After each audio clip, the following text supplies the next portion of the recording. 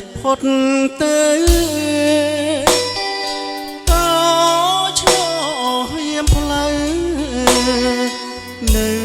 ក្បាលស្ពានថ្ម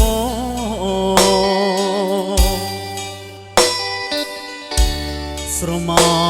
ធម្មជាតិខំរំលឹកពសរត់ភ្លើងពអង្រូរីត្រី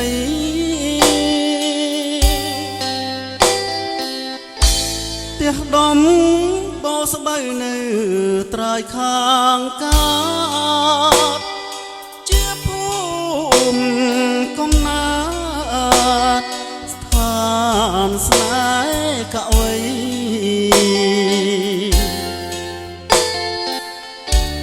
តាមផ្លូវមានគេលក់នំចំណីឥឡូវរឿងថ្មីស្រីបំភ្លឹកអស់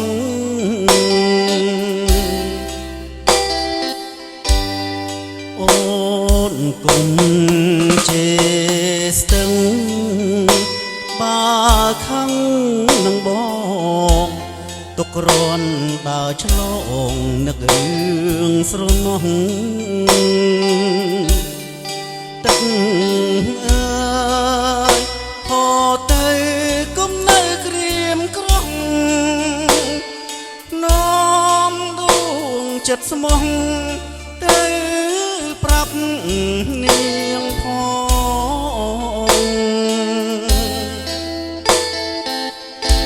អូស្ទឹងសង្កែធ្លា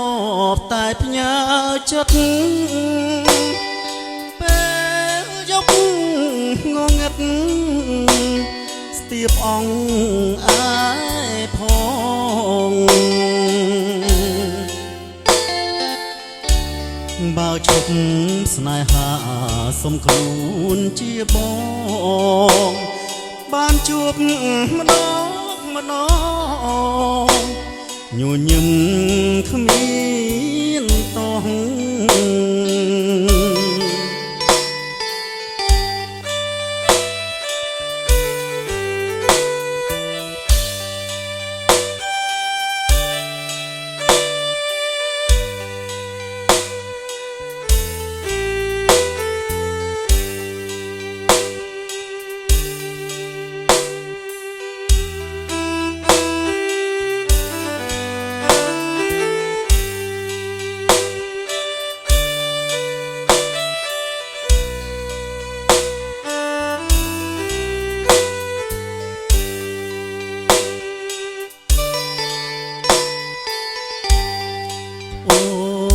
គុំជាស្ទឹងបើខឹងបងទុករាន់ដើរឆ្លងនឹករឿងស្រនោះទឹកអើយហូរទៅគុំនៅក្រៀមក្រំនាំដួងចិត្តស្មោះទៅប្រាប់នាងផងអូស្ទឹងសង្កែធ្លាប់តែផ្ញើចិត្តពេលយកងងឹតស្ទាបអង្គអាយផងបើឈប់ស្នេហាសុំខ្លួនជាបងបានជួបម្ដង